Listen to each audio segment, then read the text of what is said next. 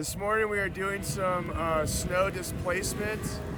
It's not really snow removal because it doesn't get removed, it just kind of just puts it into the bank. So we just move it around.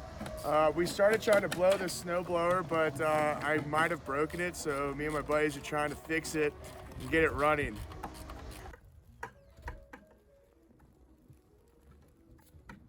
Business has been pretty slow considering all the roads were shut down and some of the hills were shut down, but you know, we totally get it because you know, the roads haven't been that safe, so we don't really want people driving around and all that sort of stuff. But some trickle people coming in trying to get some snowshoes for the backyard and cross-country skis and stuff like that.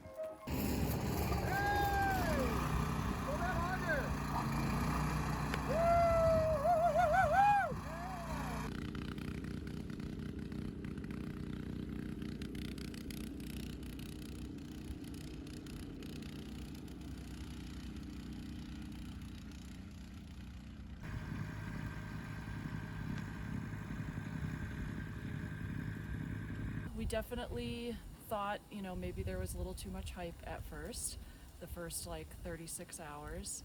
And then Friday night we came downtown. It was definitely a blizzard and we woke up to a lot of snow yesterday and it never let up. And our dogs are having a blast, our neighbors are having fun, everybody's snowmobiling and skiing in the streets. And yeah, now our backyard, we're still maybe 5 or 6 feet below where we were last year, as far as snowbanks go. But yeah, we went from 0 to 100 pretty fast.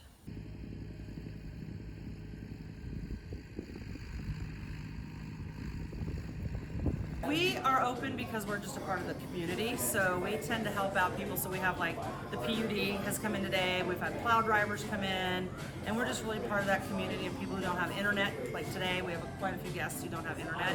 So we want to be open for the community.